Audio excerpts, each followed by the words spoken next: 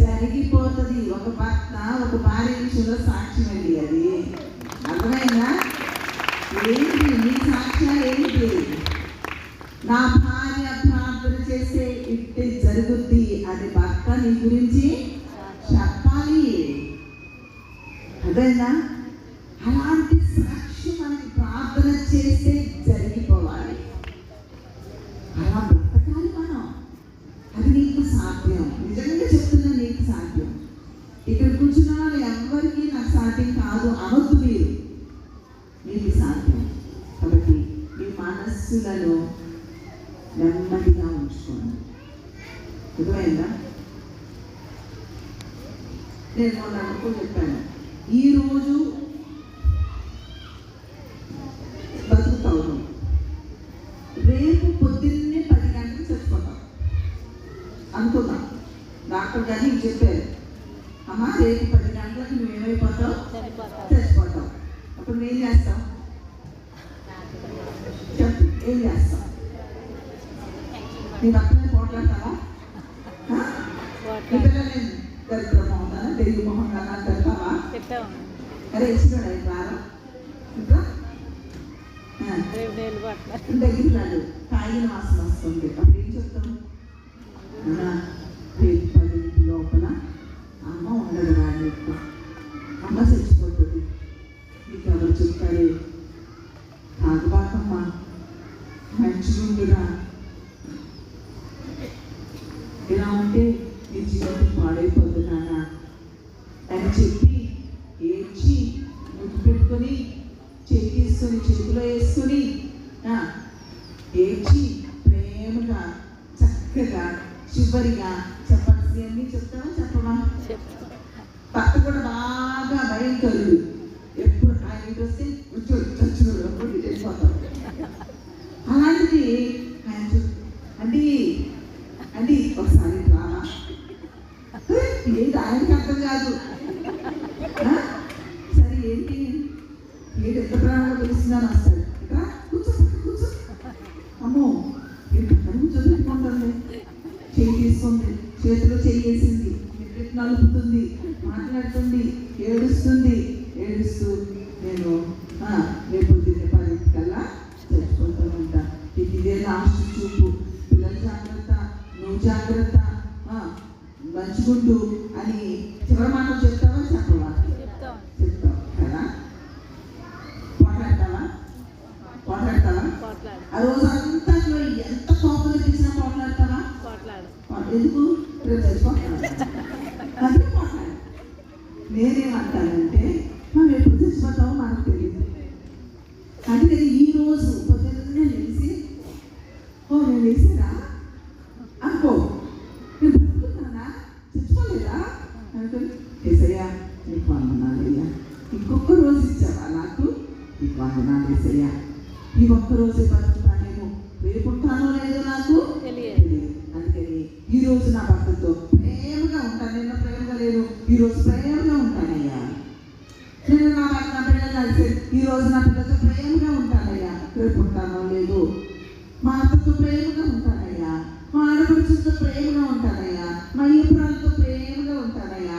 అందరితో ప్రేమగా ప్రేమగా ప్రేమగా ఆ రోజు అంతా ప్రేమగా ఉన్నావు. అది ఎంత విసిగించినా నువ్వు ప్రేమగానే ఉన్నావు. ఎందుకంటే రేపు చచ్చిపోతానేమో. అప్పుడు పడుకునేటప్పుడు అందరూ నిన్ను బట్టి సంతోషించరా? పడుకునేటప్పుడు ఏసయ్యా ఈరోజు అంతా మంచిగా ఉండేలాగా చేసావు, నీకు వందనాలు. ఇదిగో నేను నిద్రపోతున్నా, నేను పడుకుంటున్నాను, మళ్ళీ పొద్దున్న తెలుస్తానో లేదో నాకు తెలియదు. నేను కనుక రాత్రి వచ్చిందనుకో, ఈ రాత్రి నన్ను నీతో పాటు తీసుకెళ్ళిపో అనుకొని హాయిగా నిద్రపో. మళ్ళీ పొద్దున్నే లెగిస్తే లేదా నువ్వు మళ్ళీ నాకు ఒక రోజు ఇచ్చావా, ఈ రోజే నా కోసం ఇచ్చావని ఈ రోజు కోసం నేను బ్రతుకుతాను. మంచి చచ్చిపోతావంటే ఆ రోజు ఆకులు కూర వండుతావో మీ ఆయనకి ఇష్టమని, లేకపోతే దొండకాయ కూర వండుతావో, పంటకాయ కూర వండుతావో, పచ్చిపులుసు వండుతావో, ఆయనకి ఏది ఇష్టమో అన్నీ వండి పెట్టేస్తావు, వండి పెట్టవా? కమ్మగా వండి పెడతావో, వండి పెట్టవా? అలా ఏ రోజుకి ఆ రోజు మీరు ఏం చేయాలి? ఒక క్రొత్త దినము, క్రొత్త జీవితము. బర్త్డే వస్తే కొత్త సంవత్సరం అయ్యా, ప్రార్థన చేయండి అయ్యా. న్యూ ఇయర్ వేస్తే కొత్త సంవత్సరం అయ్యా, ప్రార్థన చేయండి అయ్యా.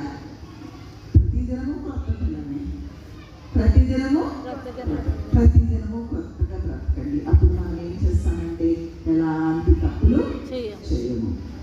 ఆ రోజుకి చాలా బెస్ట్గా బ్రతుకుతాము. ఆ రోజుకి ఎలా బ్రతుకుతాము? బెస్ట్గా బ్రతుకుతాము. ఏ రోజుకి ఆ రోజు బెస్ట్గా బ్రతకాలి మనం. అర్థమవుతుందా? కాబట్టి మీరు స్త్రీలైనటువంటి వారు మీరు జీవనం మీద చాలా భాగం ఉంది. అందరినీ పట్టించుకోవాలి, అందరినీ చూడాలి, అందరినీ ప్రేమించాలి, అన్నీ చూసుకోవాలి. ఉద్యోగం చేయాలి. చేస్తే ఉద్యోగం అంటే ఏదో ఆ జ్ఞానం స్త్రీ చేసినట్లుగా ఇంట్లో కావాల్సిన ఎన్ని సమకూర్చుకుంది ఎవరు. మా ఆయన ఏం చేయలేండి, ఎప్పుడు ఇంకా కూర్చుంటాడు. నేను కూడా అప్పుడప్పుడు అంతా ఉంటాను. అక్కడో ప్రయాసపడతా ఉంటాను కదా, ఇట్లా మీటింగ్స్ వచ్చేస్తాను కదా, అక్కడ ఉన్న పిల్లలందరినీ చూస్తాను. అటు స్కూల్లో సమస్యలు చూస్తాను. చూసి కొంచెం అన్న చేయొచ్చుగా అని విసుకొస్తుంది. ఒక్కోసారి అతి రేరుగా వస్తుంది. ఆ విసుగు రాకూడదు. ఆ విసుగు రాకూడదు. జ్ఞానం కలిగిన స్త్రీకి వచ్చిన ఆ విసుగు ఆ యజమానుడు ఏం చేశాడని ఉంది బైబిల్లో. ఏం చేశాడని ఉంది చెప్పండి. ఏమి సంపాదించాడని ఉంది. ఏమన్నా ఉందా? ఎక్కడున్నాడు? గమని దగ్గర కూర్చొని ఊర్లో పెద్దలతో ముచ్చట్లు చెప్తా ఉన్నాడు. ఇంట్లో పని అంతా చేసింది ఎవరు? గింజుకుంటాం. నిజంగా చెప్పండి రా, ఏమి చేయట్లేదు ఇది అనిపించుకున్నావు లేదండి.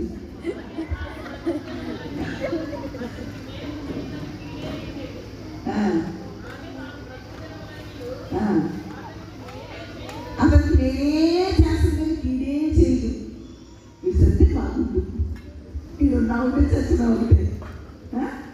ఎంతమంది ఎన్ని రకాలుగా మనసులో అనేసి ఉంటారు. కొంతమంది పైకే చెప్తా ఉంటారు. వద్దునాన్న అట్లా ఉండద్దు. అర్థమైందా? ఆ వాక్యం ప్రతి దినము చదవండి. ఓకే, జ్ఞానం కలిగిస్తే చూసి ప్రతి దినము చదవండి. ఏసైనా ఓపిక అడగండి, ఓర్పు అడగండి. నేను చెప్పిన సూత్రం పాటించండి. ఏంటా సూత్రం? ఈ ఒక్కరోజు దేవుడు నాకు ఇచ్చాడు, ఈ ఒక్కరోజు నేను ఎలా బ్రతకాలి? రేపే చచ్చిపోతాను అన్నట్టు బ్రతికేమని ఏ తప్పు చేయం, ఏ పాపము చేయం, ఏ కోపము రాదు, ఏముండదు. మంచిగా బ్రతుకుతాం.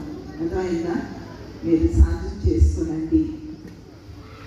ఒక్క కోపం వచ్చినట్టు అమ్మో వద్దులే అనుకోండి. అర్థమైందా? అలా ఆపేసుకోండి. మీరు ఆపేసుకోండి. సంతోషంగా ఉండండి. నేను ఎప్పుడు చెప్పే మాట, ఎప్పుడు మనం ఎలా ఉండాలి? పరిగెత్తుకుంటూ మాట్లాడితే ఏమి రాదు. ఈ లోకంలో మనం జీవించేది కొద్ది కాలం. ఇందాక తమ్ముడు సంతోష్ చెప్పాడు, తన ఎక్కడ ఉంటాడు. ఫోన్ వచ్చిందంట, సెలవుల మీద వస్తే ఆ బార్డర్కి చాలా దగ్గరలో ఉంటారంట వాళ్ళు. యుద్ధ వాతావరణం, ఎవరెవరు సెలవుల మీద వెళ్తారు అందరూ వచ్చేసేయండి వెనక్కి అని చెప్పారంట. ఏమవుతుందో తెలియదు. బాంబేస్తే ఏమవుతుందో తెలియదు, వాళ్ళు ఏమవుతారో తెలియదు. పరిస్థితులు బాగాలేదు. అర్థమైందా? చాలా భయంకరమైన పరిస్థితులు మనం ఎదుర్కొంటున్నాం. మీరు కూడా ఓటేసేటప్పుడు పై మనుషుల్ని చూసి ఓటేసేస్తారు కదా. మనకి ఈయనంటే ఇష్టం, ఈయనంటే ఇష్టం, ఈయనంటే ఇష్టం అని మనుషులు పై రూపాయలు చూసి ఓటేస్తారు. కొంతమంది కులాలకి ఓటేస్తారు, కొంతమంది ఫ్యాన్స్ ఉంటారు, వాళ్ళని చూసి ఓటేస్తారు. దయచేసి అలా చేయదు. క్రైస్తవులు అలా చేయకూడదు. క్రైస్తవులు దేవుని ఆత్మ చేత నడిపించబడి ఓటేయాలి.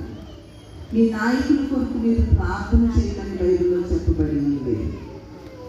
మీ పార్టీలు, మీ ఊర్లో మీ పార్టీలను బట్టి మీరు ఓట్లు వేయకూడదు.